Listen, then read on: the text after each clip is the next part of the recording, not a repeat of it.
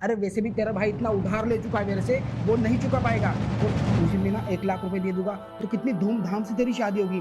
गांव में तो तुम्हारा नाम हो जाएगा, नाम, बैंड बाजा, बारात सब कुछ धूमधाम से कर सकते हो। बस एक बार मेरी बात मान जाओ, तुम्हारे पति के साथ सुहागरात करने से पहले मेरे साथ सुहागरात मना लो। छोड़ो हमें। सुनो, बहुत प्यार करूंगा मैं तुमसे। छोड़ो।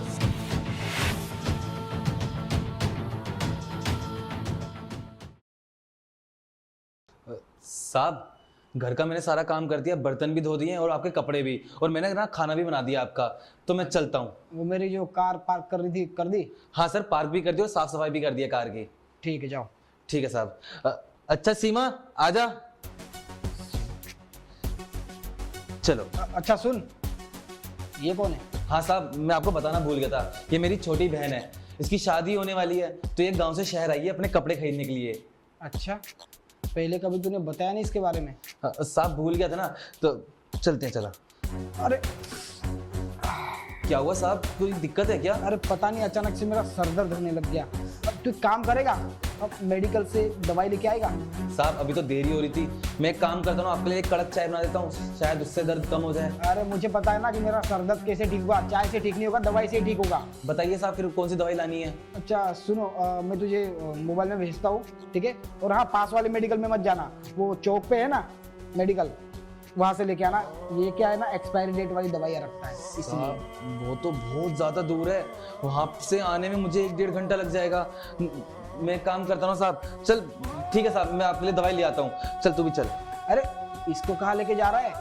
अरे तुझे पता नहीं वो कितना दूर है, वहाँ पे तो ऑटो भी मुश्किल से मिलती है। अब बेचारे की अभी शादी है तो शांति से इसको बैठने देना।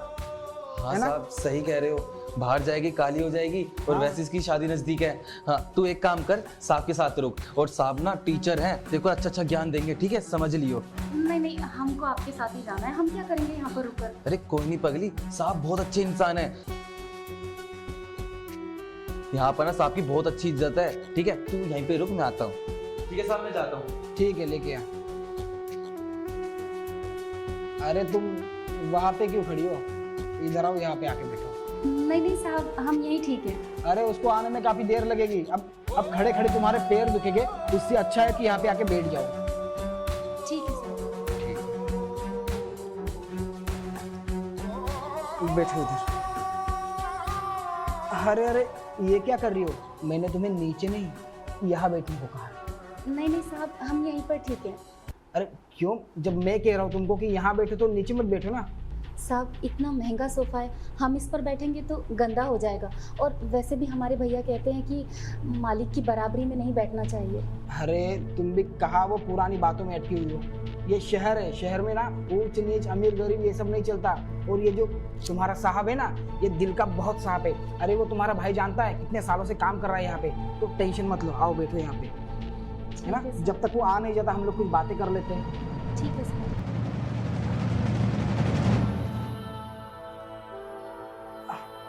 कोई बात नहीं, मैं आ जाता हूँ नजदीक। अच्छा ये बताओ, नाम क्या है तुम्हारा? सीमा। अच्छा सीमा, बड़ा अच्छा नाम है। और पढ़ाई की हो?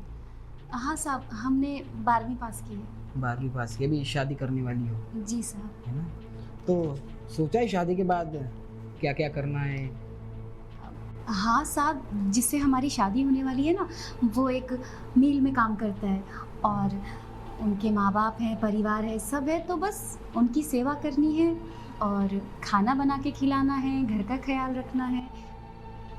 अरे मुझे एक बात बताओ, तुम्हारा पति जो होने वाला पति है मिल में काम करता है, अरे तुम इतनी सुंदर हो, तुम्हारे लिए तो कोई अच्छा खासा नौकरी वाला लड़का मिलना चाहिए था। साहब वो ना हमसे बहुत प्यार करते हैं, तो इसलिए। अरे बात सही, पर क्या है ना, क्या नाम बताया तुमने? सीमा। क्या है ना सीमा, जिंदगी जीने के लिए सिर्फ प्यार काफी नहीं होता, पैसे भी चाहिए होते हैं, ठीक है? अब तुम्हारा पति रात दिन बस पैसे कमाने में लगा रहेगा तो तुमसे प्यार कब करेगा? हाँ, सुबह चला जाएगा नौकरी और सीधा रात को आएगा, अब रात में सोने का टाइम होता है ना? हाँ वो तो है, पर हमारा जो पति है होने वाला, वो मिल में काम करता है और हम भी काम करेंगे, उसकी मदद करेंगे, तो सब हो जाएगा, घर परिवार चल जाएगा। और आपको पता है, हमारी शादी में ना हमारे पिताजी बहुत अच्छा खर्चा कर रहे हैं, और हमारे भैया है ना, उन्होंने भी बहुत सारा पैसा जोड़ रखा है। हमारी शादी ना वो बहुत धूमधाम से करेंगे। यही है गरीबी, पैसा जोड़ जाड़ करके पति मिल जाता है, कैसे कैसे बेचारे काम काज में पूरी जिंदगी गुजर जाती है ना सीमा। पर देखो तुम टेंशन मत लो, तुम्हारे भाई को पता है कि मैं कितना दिलदार आदमी हूँ। हाँ, भैया बता रहे थे कि आप ना देवता इंसान हो, बहुत अच्छे दिल के इंसान हो। हमेशा ना हमारे भैया आपकी तारीफ करते रहते हैं। अच्छा, चलो अच्छी बात है कि कोई तो मेरी तारीफ मतलब तारीफ के काबिल है हम। देखो सीमा, बात ऐसी है ना, मैं चाहता हूँ तुम्हारी शादी में ना मैं भी कुछ थोड़ा बहुत योगदान करूँ। अच्छा, पर जरूरत नहीं है, हमारे पिताजी ने बहुत जोड़ रखा है तो हो जाएगा उतने में। अरे नहीं नहीं, टेंशन मत लो, टेंशन की क्या बात है। देखो तुम्हारी शादी में मैं कुछ गहने भी दे दूंगा और 50,000 रुपये कैश दूंगा मैं। और तुम्हारा जो पति है ना, अभी तो साइकिल पे जाता होगा है ना, हाँ। मैं उसके लिए 2 व्हीलर दूंगा। अरे साहब, सच में आप बहुत अच्छे हैं। भैया ने जितनी आपकी तारीफ की थी ना, बहुत कम की थी। आप तो सच में ना देवता के समान है, आप तो भगवान के समान है सच में। सच में। तो एक बात बताओ, शादी के बाद जो तुम्हारी सुहागरात होगी उसमें पता है तुम्हें क्या क्या करना होगा? मैं कुछ समझी नहीं। अरे सीमा देखो, शादी के बाद पति को रिझाने के लिए ना प्यार देना बहुत ज़रूरी होता है। अगर तुम सही से प्यार नहीं कर पाई ना तो पति नाराज़ हो जाएगा, फिर वो किसी और औरत को ढूंढने लग जाएगा। तो उसके बारे में सब पता है तुम्हें? हाँ, तो क्या हुआ, शादी के बाद सब पता चल जाएगा ना?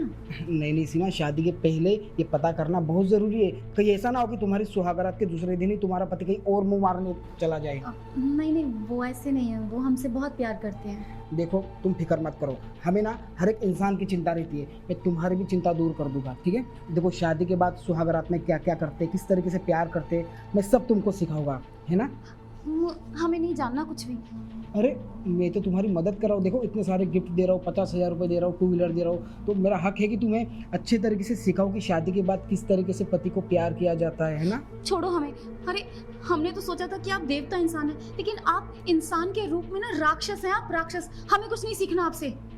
देखो अब तुम ना मुझे मजबूर कर रही हो। अरे मैं तुम्हें सिखाना चाहती हूँ और तुम होके, देखो मैं सच कह रहा हूँ, नहीं तो तुम्हारा पति अगर नाराज हो गया तो क्या होगा? उसकी चिंता आप मत कीजिए, वो बहुत अच्छे हैं, वो आपके जैसे नहीं है। भैया तो गलत ही आपकी तारीफ कर रहे थे। हमें पता होता कि आप इतने बड़े शैतान हैं तो हम यहाँ कभी नहीं आते। मैं समझ गया, अब मैं क्लियर बात करता हूँ। देखो मैं तुम्हें 50,000 में 1 लाख रुपए दूंगा।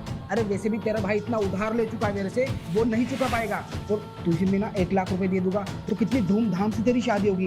गाँव में तो तुम्हारा नाम हो जाएगा, नाम, बैंड बाजा बारात सब कुछ धूमधाम से कर सकते हो। बस एक बार मेरी बात मान जाओ, तुम्हारे पति के साथ सुहागरात करने से पहले मेरे साथ सुहागरात मना दो। छोड़ो हमें, बहुत प्यार करूंगा मैं तुमसे। हमें कुछ नहीं करना, छोड़ो। साहब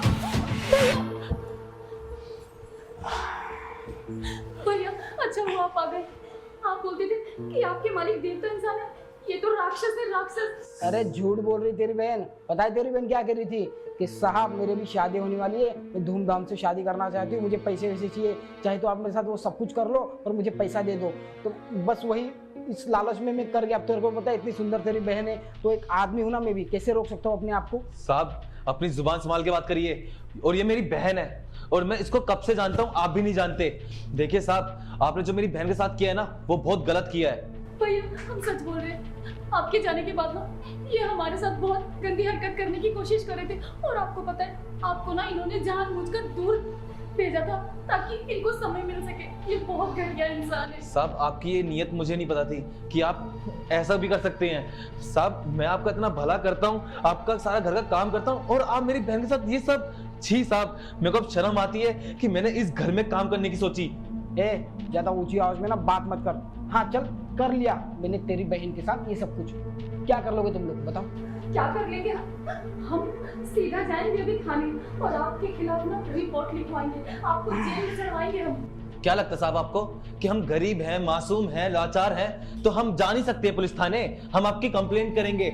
मैं बोलूंगा कि आपने मेरी बहन के साथ क्या बदतमीजी करी है, जबरदस्ती करने की कोशिश करी है आपने मेरी बहन के साथ। अरे तेरे को पता है ना, अभी कानून वानून में कुछ नहीं चलता, सब कुछ पैसा होता है। पैसे देकर ना सब कुछ दबवा दूंगा, उल्टा झूठ केस लगवा दूंगा मैं इस पे। साहब माना कि पैसे बहुत रुतबा होता है, हर चीज पैसों से चलती है।